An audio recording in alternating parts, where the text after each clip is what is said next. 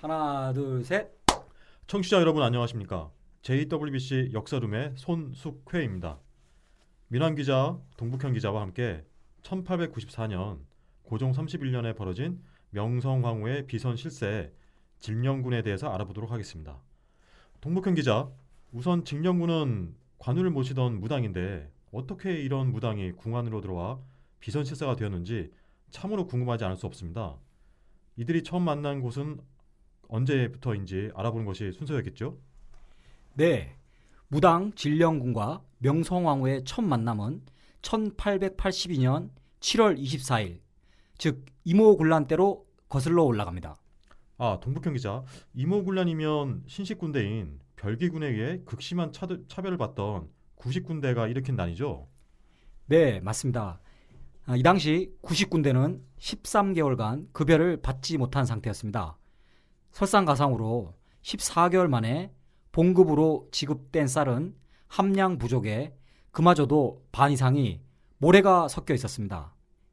이에 격분한 구식군대가 정권에서 밀려나 있던 흥선대원군을 엎고 명성황후를 내친 사건이라고 간략하게 정리를 해볼 수 있겠습니다.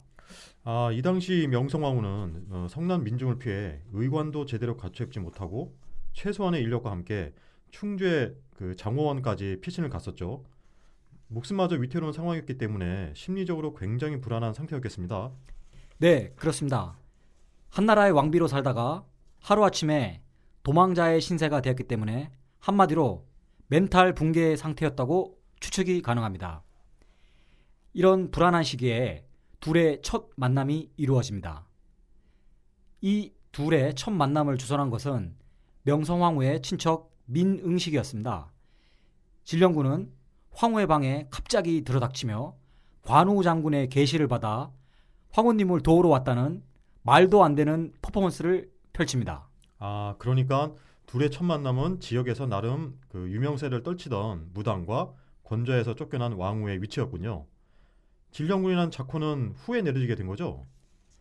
네, 조선시대 역사를 통틀어서 여자가 당호도 받지 않고 군호를 받은 것은 진령군 뿐입니다. 아무리 몰락한 왕후지만 어떻게 일개 무당을 갑자기 이렇게 신뢰하게 된 겁니까? 그것도 어린아이가 아닌 40대 초반의 성인 여자였는데 말이죠. 진령군이 심리적으로 완전히 바닥을 치고 있던 명성황후를 각종 점을 통해 위로를 하면서 황후는 전적으로 의지를 하게 됩니다. 많은 점들이 들어맞았는데 결정적으로 진령군이 음력 8월 초하루, 그러니까 양력 9월 12일에 황후께서 황궁을 하게 될 거라는 점괘를 보여줍니다.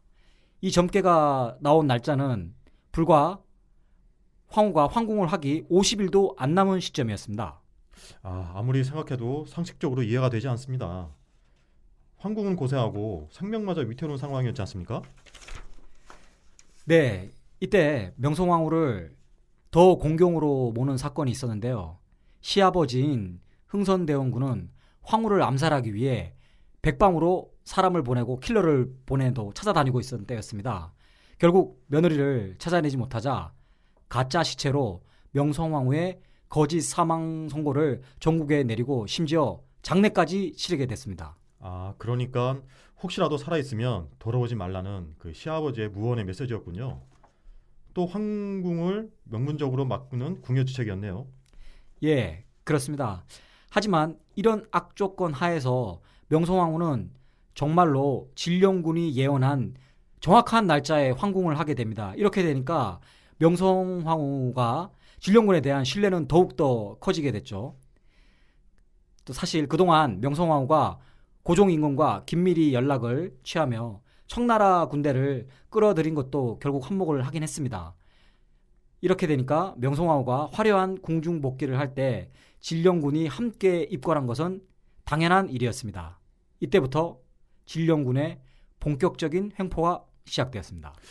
황후의 입장에서는 자기가 가장 어려울 때 도와준 지인을 대우하고 싶었던 마음이 컸겠죠. 구체적으로 어떤 일들이 있었는지 말씀해 주시죠.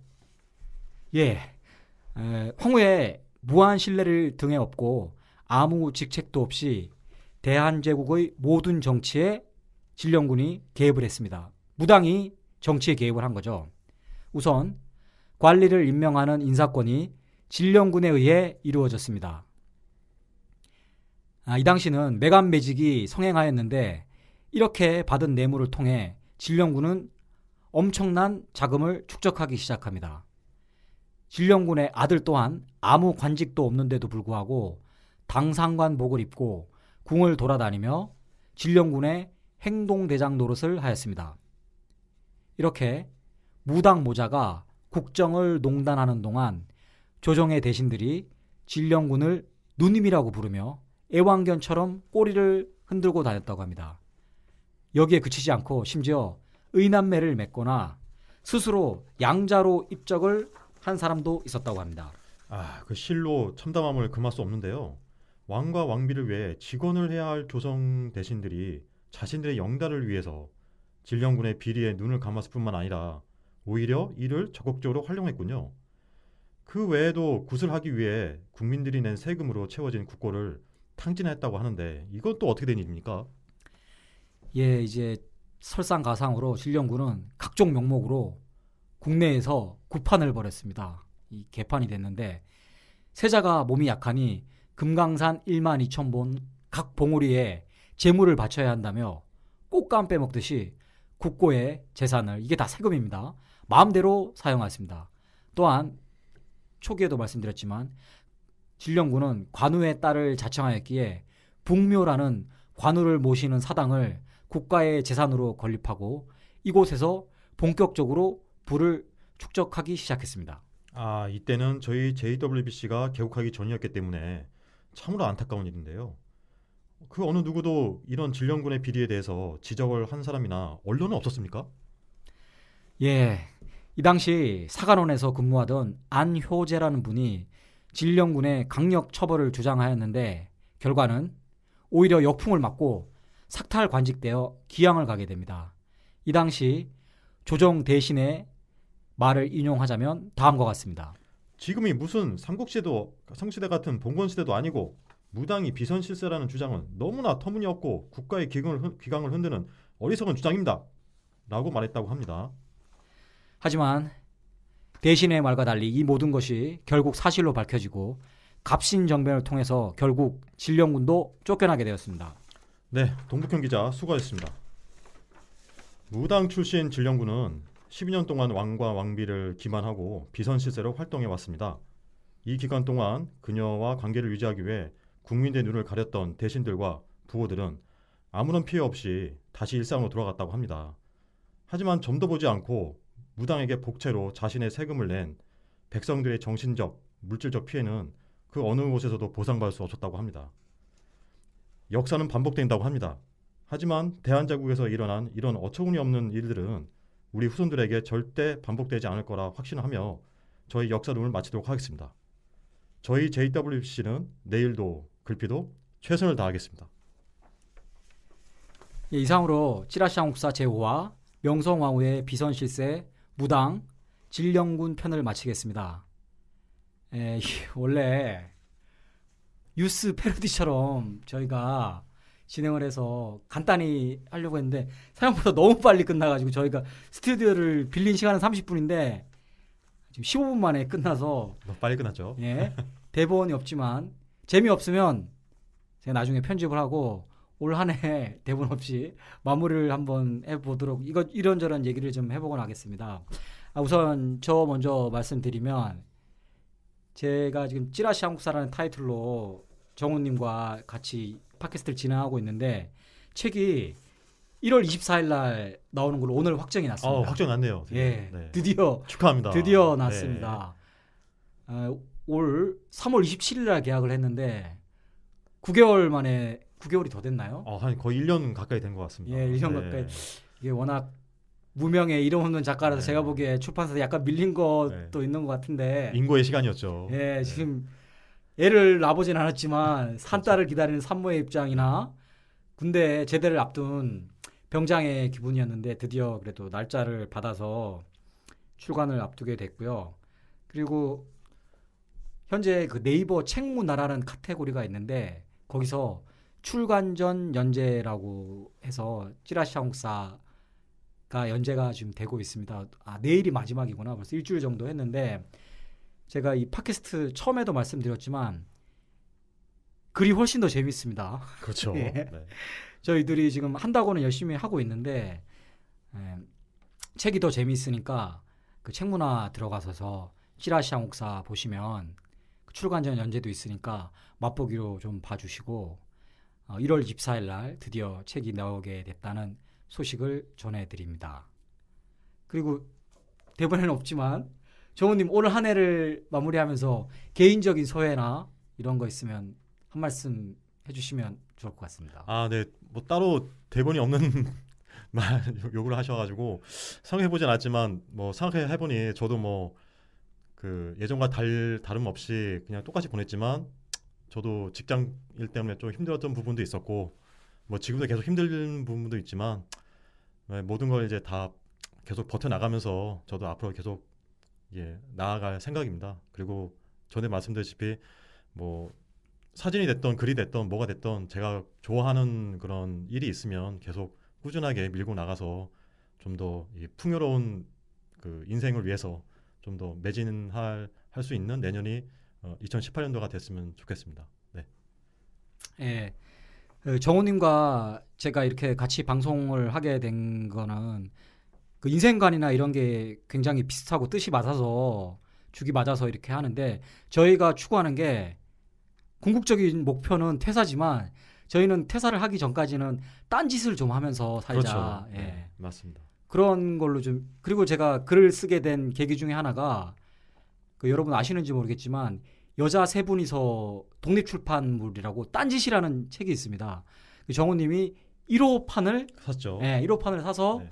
야 이런 좋은 게 있다 해서 저한테 줬었는데 선물로 받고 제가 그냥 회사 책상에 이렇게 두고 있었다가 한 2달 정도가 지났었던 것 같아요. 2달 정도 지나고 있다가 회사에서 이제 너무너무 심한 스트레스를 받고 있다가 담배를 쳤다가 보니까 옆에 그 정우님이 준 딴짓이란 책이 있는 거예요. 그래서 이거 뭐야 하고 회사 일도 하기 싫고 해서 펼쳐봤는데 80년대생의 그렇죠. 여자분들이죠. 네, 여자 세 분이 퇴사를 해서 네. 그래도 하나 이제 그 의기투합해서 만든 거죠. 세 분 다 퇴사를 하신 건가요? 네, 그분들이? 퇴사한 거예요. 네. 그러면서 이제 그분들의 책 제목 자체가 딴짓이고 그렇죠. 그래서 저희도 추구하는 방향도 비슷하고 네, 비슷하죠. 네, 맞습니다. 지금 이 저희 팟캐스트를 듣는 분들 중에서 직장인들이 팟캐스트 하냐 이렇게 하는데 이런 딴짓이 저희가 지금 어떻게 보면 돈도 안 되고 아무것도 아니지만 그렇죠. 아직은 특별한 경제적인 소득은 없지만 생활의 활력소가 그럼요. 되고 네. 일주일에 중간에 하루가 되게 기다려지고 하니까 사실 처음이 어렵지 아무것도 아닙니다. 그러니까 이 저희 방송을 듣는 분들 중에서도 관심 있으신 분들은 팟캐스트 한번 해보시고 그리고 대여료가 생각보다 굉장히 쌉니다. 예, 맞습니다. 엄청 싸더라고요. 정말 의미 있는 시간이 될 수 있고 되고 저한테도 정말 이런 때 아니면 언제 해보나 하는 생각이 들어서 저도 동참하게 됐습니다. 네. 예. 그러면 저희처럼 퇴사를 꿈꾸는 모든 분들이 딴짓을 하면서 회사 생활에 조금이나마 좀 더 버텼으면 좋겠고 또 제 주위에는 회사 생활이 체질이다 좋다고 하시는 분들도 있습니다. 이제 많죠. 그분들이 뭐 잘못됐다 우리가 잘못됐다 이런 건 아니고 다 각자의 아니죠. 다른 인생관이 있지만 저희처럼 우리 둘처럼 혹시라도 회사 생활을 좀 지겹다 퇴사가 꿈이다 하시는 분들은 딴짓을 해보는 것을 강력하게 추천을 추천하죠. 드립니다. 네, 맞습니다. 그리고 저희가 지금 오늘까지 6회 방송했는데 1월부터 어마무시한 프로젝트를 준비하고 있습니다. 초대 손님도 모시겠고요. 이제 X세대 아저씨 둘이 하니까 뭐 냄새난다. 칙칙하다. 그런 반응들도 있는데 여자 게스트 분들도 오시고 1월 둘째 주에는 어마무시한 분이 물론 연예인은 아닙니다.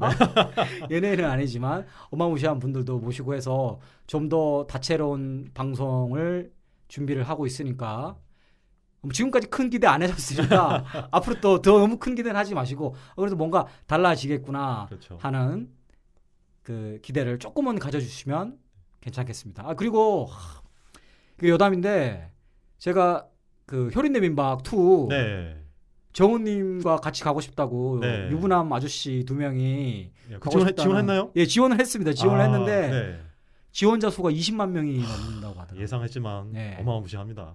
그리고 제가 홈페이지를 들어가 보니까 아직까지 오. 예, 지원자를 받고 있는데 아, 또 다른 공지에는 지금 현재 인터뷰를 하고 있다고 하더라고요. 아 벌써요? 그래서 아직 우리가 저한테 안 온 건가요, 연락이.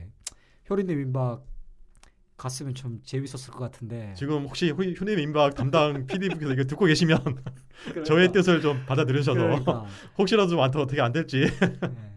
부탁 좀 드리겠습니다. 그래서 아무튼 올 한해 저희 둘에게 또 의미 있었던 한 해였었던데 이 저희 방송을 듣는 이게 보니까 매회 약 150명 분들은 들으시더라고요. 저희 그렇죠. 지인들은 사실 거의 안 듣는데 그렇죠. 오히려 지인들 더 안 씁니다. 예, 네. 이 정말 소중하고 감사한 분들입니다. 그러게요. 정말 너무너무 감사하고 이게 저희가 진짜 1명, 2명이 듣더라도 방송에 의미가 있는 건데 무려 100분이 들어준다는 거는 너무 감사드리는 처음 거고 치고는 엄청난 인원이죠. 예, 예. 네.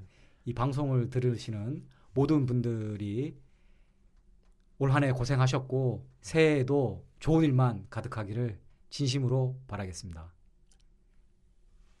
그러면 이상으로 찌라시 항공사 제5화 명성황후의 비선실세 무단진령군 편을 마치겠습니다. 안녕. 안녕. 잘했다.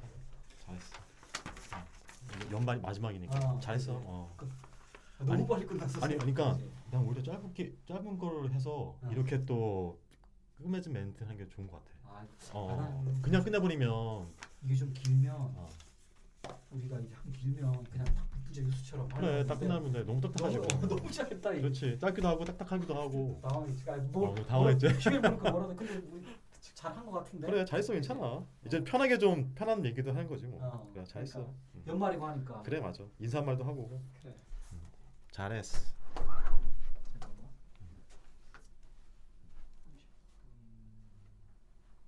아래층이지? 아래층. 같이 내려갈까? 아니 네 갔다 올게. 그래.